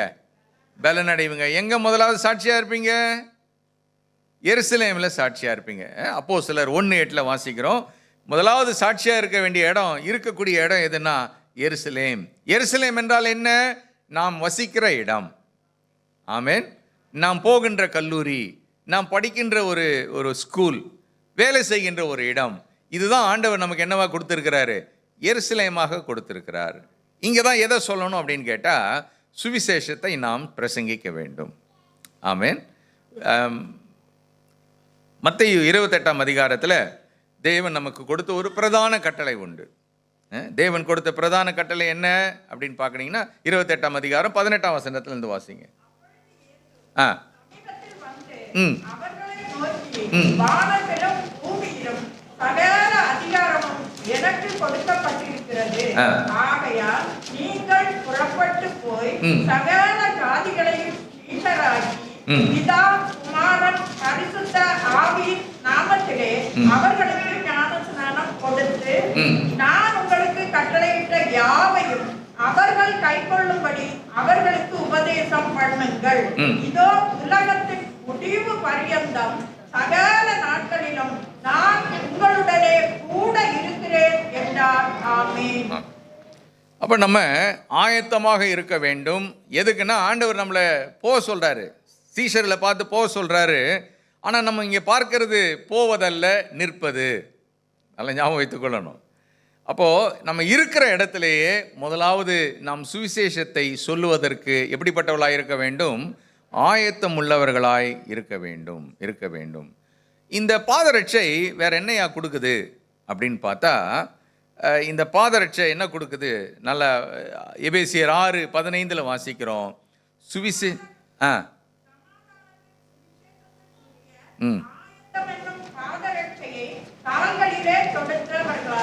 போதும். இந்த சுவிசேஷம் சமாதானத்தின் சுவிசேஷம். சொல்லுங்க பார்க்கலாம், என்ன சுவிசேஷம்? சமாதானத்தின் சுவிசேஷம். The gospel of peace. The gospel of peace. சரியா? என்னங்க இது? என்ன காஸ்பல் ஆஃப் பீஸ்? என்ன இதில் சமாதானம் அப்படின்னா, நம்ம தேவனோடு எப்படி இருந்தோம் தெரியுமா ஒரு காலத்தில்? தேங்க்யூ. தேவனுக்கு சத்துருக்களாக இருந்தோம். ரோமர் 5ஆம் அதிகாரத்தில் பவுல் சொல்கிறாரு. நம்ம நிலைமை என்ன அப்படின்னு பார்த்தா, we were enemies against God. வாசிங்க, ரோமர் 5ஆம் அதிகாரம் 6ஆம் வசனத்திலிருந்து வாசிங்க.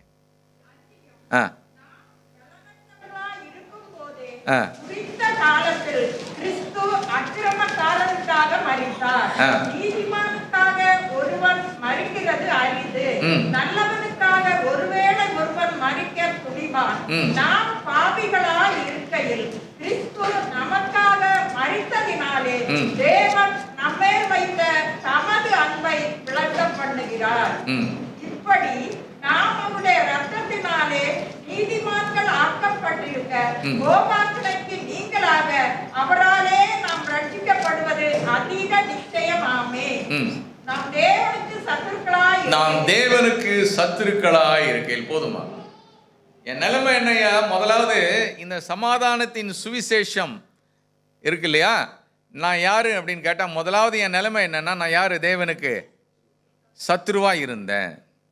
இதான் நம்ம எல்லாருடைய நிலைமையும். இந்த சத்துருவாக இருந்த நமக்கு ஆண்டவர் என்ன பண்ணார்? அவருடைய குமாரனின் மரணத்தினாலே நம்ம என்ன ஆகிட்டார்? அவரோட இயேசு கிறிஸ்துவினுடைய மரணம், அவருடைய இரத்தத்தினால நம்ம ஒப்புரவாக்கப்பட்டோம். 11ஆம் வசனத்தை வாசிங்க. இப்போ 11th verse. நமக்கு கிடைக்க பண்ணின நம்முடைய கர்த்தராகிய இயேசு கிறிஸ்து மூலமாய் நாம் தேவனை பற்றியும் மேன்மை பாராட்டுகிறோம். இந்த ஒப்புரவாக்குதல தந்துட்டாரு. ஒப்புரவாக்குதல்னா என்ன? நான் தேவனுக்கு சத்துருவா இருந்தேன், இயேசு கிறிஸ்துவினால நான் தேவனுக்கு சிநேகிதனாக மாறிவிட்டேன். ஒரு ஆமேன் சொல்லுங்களேன். ஆமேன். ஆமாம், தேவனுக்கு நான் சத்துரு ஒரு காலத்தில், இப்போ நான் தேவனுக்கு சிநேகிதன். யார் மூலமாக இது ஆச்சு? கர்த்தராகிய இயேசு கிறிஸ்துவனுடைய இரத்தத்தினாலே இந்த ஒப்புரவாக்குதல் ஆச்சு. ஏன்னா தேவன் எப்படிப்பட்டவர்? தேவன் பரிசுத்தம் உள்ளவர். தேவன் எப்படிப்பட்டவர்? தேவன் நீதி உள்ளவர். தேவன் எப்படிப்பட்டவர்? அவர் சேரக்கூடாத ஒளியில் வாசம் பண்ணுகிறவர். மனுஷன் எப்படிப்பட்டவன்? என்னுடைய நீதி எப்படிப்பட்டது? அழுக்கான கந்தை. என்னுடைய பரிசுத்தம் எப்படிப்பட்டது? நான் பாவியான ஒரு மனுஷன். இந்த பாவியான நிலையிலே பரிசுத்தம் உள்ள தேவனிடத்தில், அநீதி நிறைந்த ஒரு மனுஷன் நீதியுள்ள ஒரு தேவனிடத்தில் என்ன பண்ண முடியாது? கிட்டி சேர முடியாது ஐயா, சேர முடியாது. அங்கே தான் இயேசு கிறிஸ்து வந்தார். அவருடைய இரத்தத்தினால நம்ம என்ன பண்ணிட்டாரு? ஒன்றாக இணைத்து விட்டார். அல்லேலூயா. இந்த இணைக்கப்பட்ட நான் எனக்கு ஒரு ஆசீர்வாதத்தை அந்த இணைப்பின் மூலமாக தேவன் தந்திருக்கிறார். சரியா? அந்த ஆசீர்வாதம் என்ன அப்படின்னு கேட்டால், நான் தேவனை தேடி ஓட வேண்டிய அவசியம் இல்லை. அவர் சொல்லிட்டாரு, நான் உன் கூடவே இருக்கிறேன் அப்படின்ட்டார். அல்லேலூயா. ஒரு காலத்தில் மனுஷன் என்ன பண்ணுறான்? எங்கே தேடலாம்? இயேசுவை நான் எங்கே காணலாம், அவர் பேசுவதை எங்கே கேட்கலாம்னு பாடிட்டு போயிட்டான். இயேசு இப்போ என்ன செய்கிறாருன்னு கேட்டால், இந்த ஒப்புரவாக்குதல் பிறகு தேவன் என்ன ஆயிட்டாருன்னா நமக்குள்ளே வந்துட்டார். கிறிஸ்துவானவர் மகிமையின் நம்பிக்கையாக நமக்குள்ளே வாசம் பண்ணுவதே நமக்கு கிடைச்ச ஒரு பெரிய ஸ்லாக்கியம். அல்லேலூயா. இப்போ மறுபடியும் சொல்கிறேன், நமக்கு ஒரு எதிராளி இருக்கிறான். அவன் யார்? பிசாசு. அவன் எங்கே வர்றான், எதுக்கு வர்றான் அப்படின்னு கேட்டால், இந்த ஒப்புரவாக்குதல் என்பது நமக்கு ரட்சிப்பு அல்லது மீட்பு என்ற ஒரு நிலையில் தேவன் நமக்கு அதை ஆசீர்வாதமாக தந்திருக்கிறார். ஆமென். நாம் ரட்சிக்கப்பட்டிருக்கிறோம், தேவ பிள்ளையாக மாறி இருக்கிறோம், தேவனோடு சமாதானம் பெற்றிருக்கிறோம். இதை எடுக்க தான் அவன் வருவான், அப்பப்போ வருவான். அவன் எடுக்க வரும்போது நம்ம என்ன பண்ணணும்? மூணு முறை பார்த்தோம் பாருங்க. என்னது? நிற்கணும். அவன் வரும்போது என்ன பண்ணணும்? நம்ம நிற்கணும். எதை போட்டுட்டு நிற்கணும்? காலில் சத்தமாக சொல்லுங்களேன். பாதரட்சை அணிந்தவர்களாக நாம் நிற்க வேண்டும். ஆமென். மீதியானியரோட யுத்தம் நடக்குது. நியாயாதிபதிகள் புஸ்தகத்தில் நம்ம பார்க்குறோம். 6ஆம் அதிகாரத்தை எடுத்து வாசிக்க வேண்டிய அவசியம் இல்லை, நம்ம எல்லாருக்கும் தெரிந்த பகுதி. 32,000 பேர் சண்டைக்கு ரெடி ஆயிட்டாங்க. கர்த்தருடைய பிள்ளைங்க இஸ்ரவேலர் எத்தனை பேர்? 32,000 பேர் ரெடி ஆயிட்டாங்க. எதுக்கு? சண்டைக்கு நாங்கள் வரோம்பா அப்படின்ட்டு. அப்புறம் கிதியோன் சொல்கிறாரப்பா, கொஞ்சம் யோசிங்க, யாரெல்லாம் புள்ள குட்டி வச்சுருக்கிறீங்களோ கொஞ்சம் யோசித்து பாருங்கள். யுத்தம்னா எப்படிப்பட்டது? போனால் நம்ம திரும்பி வருவோம், இல்லாட்டி திரும்பி வரமாட்டோம், செத்துருவோம். தைரியம் இருந்தால் வாங்க அப்படின்றாரு. உடனே எத்தனை பேர் போயிட்டாங்க தெரியுமா? 22,000 பேர் என்ன பண்ணிட்டாங்க? எப்பா நாங்கள் போகிறோம், எங்களுக்கு என்ன கிடையாது? தைரியம் கிடையாது. ஏன்னா எங்கள் காலில் என்ன கிடையாது? என்ன பாதரட்சை? ஆயத்தம். இன்னும் பாதரட்சை இல்லை. நாங்கள் ஃபைட்டுக்கு ரெடியாக இல்லைப்பா, ஆயத்தமாக இல்லை, நாங்கள் போகிறோம் அப்படின்னு போயிட்டாங்க. அப்புறம் இன்னொரு 10,000 பேர் இருக்காங்க. இந்த 10,000 பேரையும் கூப்பிட்டு போய் சொல்கிறாருப்பா, வாங்க எல்லாம் தண்ணி குடிக்கலாம் வாங்க அப்படின்னு. தண்ணியை குடிக்கலான்னா இவன் என்ன பண்ணுறான்னு பார்த்தீங்கன்னா, அதில் ஒரு 300 பேர் என்ன பண்ணுறானா, தண்ணியை எடுத்து என்ன பண்ணுறானா, எடுத்து எப்படி குடிக்கிறானா? யார் குடிக்கிற மாதிரி? நக்கி குடிக்கிறான். பொதுவாக நாய் தான் என்ன பண்ண தண்ணிக்கிட்ட போய். ஆமாம், அது மாதிரி தண்ணியை எடுத்து நக்கி குடிக்கிறவனை எத்தனை பேர்? 300 பேர். நல்லா கவனிங்க, கவனிச்சு வர ஆமின்னு சொல்லுங்களேன். 300 பேரை கூப்பிட்டு போகிறான் சண்டைக்கு. இவங்கெல்லாம் எதை போட்டிருக்கிறாங்க காலில்? சத்தமாக சொல்லுங்க. ஆயத்தம் என்னும் ரெடியாக இருக்காங்கப்பா, நான் ரெடி. 300 பேர் ரெடி போகிறாங்க. இவன் கையில் என்ன இருக்கணும்? சண்டை போடுறவங்க கையில் ஒரு பட்டயம் இருக்கணும், ஒரு ஈட்டி இருக்கணும், ஒரு வில்லு இருக்கணும். ஆனால் என்ன இருக்குது? பானை இருக்குது, தீவெட்டி இருக்குது. இவனை பார்த்தா எல்லாம் என்ன சொல்லுவாங்க?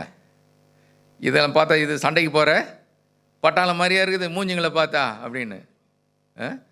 ஆனால் நடந்தது என்ன தெரியுமா? ஆயத்தமாக இருந்தாங்க, எக்காலத்தை ஊதுனாங்க, பானையை உடைச்சாங்க, கர்த்தருடைய பட்டயம். அவ்வளோதான். கையில் பட்டயம் கிடையாது. சொல்கிறது என்னது? கர்த்தருடைய பட்டயம், கிதியோனுடைய பட்டயம். ஜெயம் கிடைச்சதா? கிடைச்சது. ஆயத்தமாக இருந்தாங்க. ஆமென். ஆயத்தம் என்பது இவருடைய, மற்றபடி பார்த்தீங்கன்னா இவங்க பெரிய யுத்த வீரர்கள் அல்ல, தங்கள் யுத்தத்துக்கு தங்களை ஒப்பு கொடுத்தவர்கள். இன்னொரு உதாரணத்தை உங்களுக்கு நான் சொல்கிறேன். 2 நாளாகமம் 20ஆம் அதிகாரத்தில் 18 23 வரை இந்த சம்பவத்தை நம்ம அறிவோம். மிகப்பெரிய ஒரு ஆபத்து தேவ ஜனங்களுக்கு சத்துருக்கள் அவர்களை சூழ்ந்து இருக்கின்றார்கள். இவங்க செய்த காரியம் என்ன? 17ஆம் வசனத்தை நான் வாசிக்கிறேன். யோசபாத் சொல்றாரு, இந்த யுத்தத்தை பண்ணுகிறவர்கள் நீங்கள் அல்ல, யூதா மனுஷரே, எருசலேம் ஜனங்களே, நீங்கள் தரித்து சத்தமா சொல்லுங்களேன், நின்று, தரித்து நின்று. ஜெயம் பெறணும்னா ஓடாத, தரித்து நில்லு. இங்கே பார்த்தீங்கன்னா இவங்க கையில் பட்டயம் இல்லை, இவங்க கையில் இருக்கிறதெல்லாம் பாட்டு புஸ்தகம்.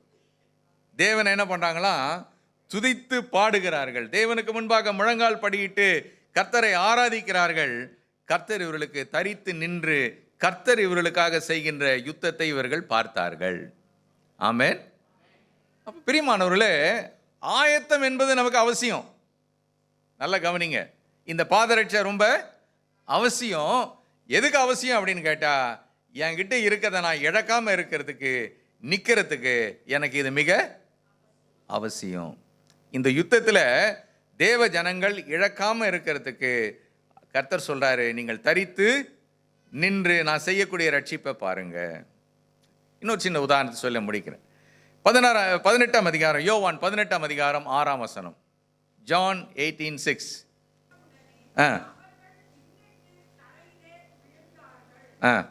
அடுத்த வசனம்.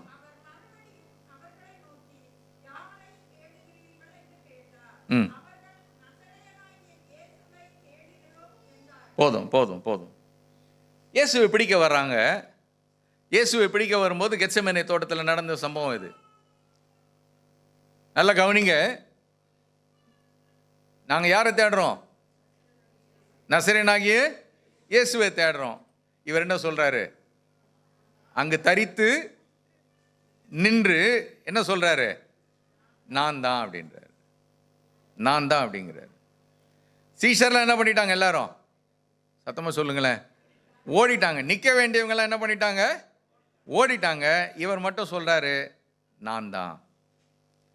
இவர் நான் தான் சொன்ன உடனே என்ன நடக்குதாங்க? அவங்க பின்னிட்டு தரையிலே விழுந்தார்கள். என்னையா அர்த்தம்? இயேசு ஓட வேண்டிய அவசியம் இல்லை, இயேசுனுடைய பிள்ளைகளும் ஓட வேண்டிய அவசியம் இல்லை. சாத்தான் தான் என்ன பண்ணுவான்? ஓடுவான்.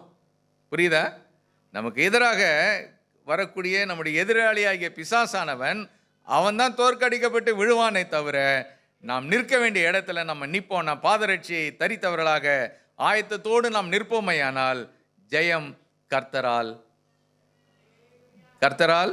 வரும். அல்லேலூயா.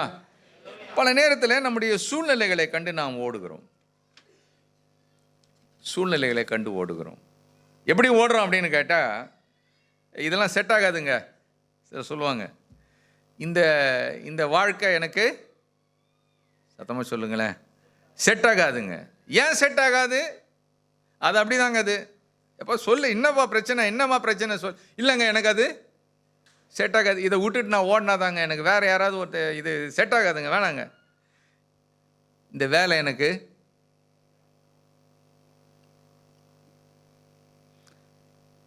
ஆச்சரியம் என்னன்னு கேட்டால், 50 வயசுக்கு மேலே இருக்கிற அநேகர் விவாகரத்து இப்போ கோர்றாங்களாம். செய்தி, தொலைக்காட்சி செய்தி. எப்போ செட் ஆகாது? பொதுவாக இப்போ இன்னொரு குரூப் அது ஒத்துக்கலாம். ஏதோ கல்யாணம் ஆகி ஒரு 6 மாதம் 1 வருஷம் அப்போ சொல்லுது எனக்கு என்ன ஆகாது, செட் ஆகாதுன்னு. 25 வருஷம் வாழ்ந்து கேக்கெல்லாம் வெட்டி 25th ஆனிவர்சரிலாம் கொண்டாடிட்டு அப்புறம் சொல்லுது எனக்கு செட் ஆகாது. நின்று பாரு. எதெல்லாம் செட் ஆகாதுன்னு நீங்கள் நினைக்கிறீங்களோ அங்கே என்ன பண்ணுங்க? நில்லுங்க. செட்டு ஆகிடும், தானாக செட் ஆகிடும். ஆமேன். சத்துரு தோத்து போயிடுவான். ஆமேன். ஆண்டவருடைய பிள்ளைங்க, நீங்களும் நானும் உறுதியாய் நிற்க வேண்டும், எதிர்த்து நிற்க வேண்டும், நிலைத்து நிற்க வேண்டும். அல்லேலூயா. கர்த்தரிலும் அவருடைய சத்துவத்தின் வல்லமையில் நம்ம என்ன பண்ணோம்? பலப்படணும். ஆயத்தம் என்னும் பாதரட்சை. இன்னொரு வார்த்தையில் சொல்லணும்னா, அவருடைய வார்த்தையில் நம்ம எப்பொழுதும் ஆயத்தப்பட்டவர்களாக நிற்க வேண்டும். ஆமேன். அப்போ இந்த ஆயத்தம் என்னும் பாதரட்சை யாருக்கு அந்த நம்பிக்கை இருக்குது அப்படின்னு பார்த்தீங்கன்னா, கர்த்தர் என்னை நேசிக்கிறாரு, நான் ஆண்டவருடைய அன்பு என் மீது அதிகமாய் நான் உணர்கிறேன் அப்படிங்கிறவங்க, அவங்களுக்கு ஒரு நம்பிக்கை இருக்கும். என்ன நம்பிக்கைன்னா, நான் ஆயத்தம் என்னும் பாதரட்சியை தரித்து கொண்டிருக்கிறேன், அணிந்து கொண்டிருக்கிறேன். சரியா? நான் கர்த்தருடைய கிருபையை அதிகமாய் பெற்றிருக்கிறேன், நான் ரட்சிக்கப்பட்டிருக்கிறேன் அப்படின்னு யாரெல்லாம் சொல்கிறோமோ நமக்கு ஒரு நம்பிக்கை இருக்கும். நான் எதை தரிச்சிருக்கிறேன்? ஆயத்தம் என்னும் பாதரட்சையை நான் தரித்து கொண்டவளாக இருக்கிறேன். நான் அவருடைய பிள்ளை அப்படின்னு யாருக்கெல்லாம் அந்த தைரியம் நிச்சயம் இருக்கிறதோ அவங்கெல்லாம் சொல்ல முடியும், நான் எதை தரித்து கொண்டிருக்கிறேன்? அவருடைய பாதரட்சை, ஆயத்தம் என்னும் பாதரட்சையை நான் தரித்து கொண்டிருக்கிறேன். அல்லேலூயா. பிரியமானவர்களே, இன்னைக்கு அந்த பாதரட்சை உங்கள்கிட்ட இருக்கா? நீங்கள் ஆண்டவருடைய பிள்ளை தானா? நான் ஆண்டவருடைய பிள்ளை தானா? நான் ஆண்டவருடைய கிருபை பெற்றிருக்கிறேனா? அவர் என்னை ரட்சித்திருக்கிறார் என்ற நம்பிக்கை எனக்கு உண்டா? நான் தேவனுக்கு சத்துருவாக இருக்கிறேனா அல்லது தேவனோடு சிநேகிதியாக நான் இருக்கிறேனா? இயேசு கிறிஸ்து என் பாவங்களை மன்னித்து விட்டார் என்ற நம்பிக்கையும் நிச்சயம் எனக்கு உண்டா? இந்த நம்பிக்கையும் நிச்சயம் நமக்கு இருக்குமே என்றால், என்ன வேணால் வரட்டும், நம்ம வாழ்க்கையில் நம்முடைய எதிராளியாகிய பிசாசு கொண்டு வரக்கூடிய எப்பேற்பட்ட மோசமான சூழ்நிலையானாலும் சரி, கர்த்தரிலே நாம் நிற்போம். அவருடைய வசனத்துக்காக நம்ம நிற்போம், நம்முடைய விசுவாசத்திற்காக நம்ம நிற்போம். இயேசுவை பிடிக்க வந்தவங்களாம் என்ன பண்ணிட்டாங்களா? எப்படி விழுந்தாங்களாம்? பின்னிட்டு தரையில் விழுந்தாங்க. இயேசு விழலை. சீஷர்கள் அங்கே ஓடிட்டாங்க. இயேசு நிற்கிறாரு, தனியாக இருக்கிறாரு. நின்னாலும் அவர் தனியாக நின்று ஜெயிச்சார். நம்மளாம் யாருடைய பிள்ளைங்க? சத்தமாக சொல்லுங்களேன். ஏசப்பாவுடைய பிள்ளைங்க. நம்ம நின்னாலும் நம்மளை என்ன பண்ணுவோம்? பிசாசு என்ன பண்ணுவான்? நம்மளை கண்டு எதிர்த்து நில்லுங்கள், அவன் உங்களை விட்டு நிற்கணும். ஆமேன். எந்த சூழ்நிலையும் அவர் அன்பினின்று என்னை பிரிக்காது காத்து கொள்வார். எந்த சூழ்நிலையும் பிரிக்காது காத்து கொள்வார். என்னை நம்பி அவர் தந்த பொறுப்பதனை அவர் வரும் வரை காத்து கொள்வேன். என்னை நம்பி அவர் தந்த பொறுப்பதனை அவர் வரும் வரை காத்து கொள்வேன். ஆனந்தமே பரமானந்தமே, இது மாபெரும் பாக்கியமே. ஆனந்தமே பரமானந்தமே, இது மாபெரும் பாக்கியமே. இந்த பார்த்தலத்தின் சொந்தக்காரவர் எந்தன் உள்ளத்தின் சொந்தமானார். இந்த பார்த்தலத்தின் சொந்தக்காரவர் எந்தன் உள்ளத்தின் சொந்தமானார். இந்த காலை வேளையிலே உங்களிடத்தில் சரியான பாதரட்சை உண்டா? சரியான பாதரட்சை என்பது நான் ஆண்டவருடைய பிள்ளையாக இருக்கிறேன் என்பது. நான் இயேசுவை ஏற்றுக்கொண்டிருக்கிறேன், ரட்சிக்கப்பட்டிருக்கிறேன், தேவனோடு சமாதானம் பெற்றிருக்கிறேன், நான் தேவனுடைய பிள்ளை, தேவன் என்னோடு பேசுகிறார், தேவனுடைய வார்த்தைகளை நான் விசுவாசிக்கிறேன். இந்த நம்பிக்கை இருக்கிற ஒவ்வொருவருக்கும் தேவன் நிற்கத்தக்கதாக ஆயத்தம் என்னும் பாதரட்சியை தருகிறார்.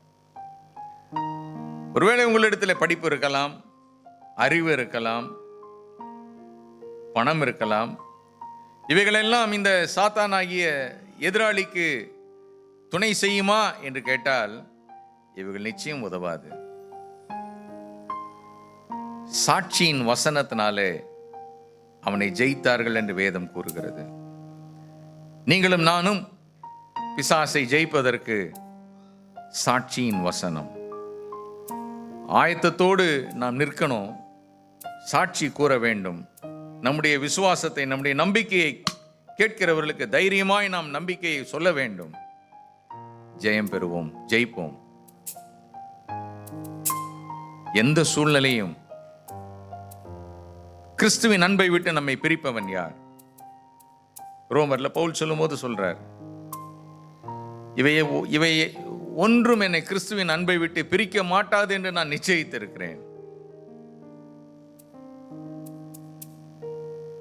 தேவனுடைய அன்பை விட்டு பிரியாத ஒரு அனுபவத்திலே நாம் வாழும்போது ஆயத்தம் என்னும் பாதரட்சியை தொடுத்தவர்களாக நாம் இருக்கிறோம். என்னை கேட்டுக்கொண்டிருக்கிற அன்பானவர்களே, வெளியேற பெற்ற ரட்சிப்பை நாம் பெற்றிருக்கிறோம். சாத்தானுடைய ஒரே திட்டம் நம்முடைய விசுவாசத்தை விட்டு நம்மை பிரிப்பது, நம்முடைய விசுவாசத்தை விட்டு நம்மை திசை திருப்ப பண்ணுவது. பரிசுத்தவான்களுக்காக ஒரு விசை கொடுக்கப்பட்ட அந்த விசுவாசத்துக்காக தைரியமாய் போராட வேண்டும் என்று யூதா கூறுகிறார். அந்த போராட்டம் நம்ம எல்லாருக்கும் உண்டு. ஆனால் ஆயத்தம் என்னும் பாதரட்சியை தரித்து கொண்ட ஒவ்வொருவருக்கும் இந்த போராட்டத்திலே ஒரு ஜெயம் உண்டு. நான் நிற்பேன், இந்த போராட்டத்தின் மத்தியிலும் என் விசுவாசத்துக்காக நான் நிற்பேன், இயேசுவுக்காக நான் நிற்பேன், கர்த்தருடைய வார்த்தைக்காக நான் நிற்பேன் என்று நிற்கக்கூடிய ஒவ்வொருவருக்கும் தேவன் ஜெயம் தருகிறார்.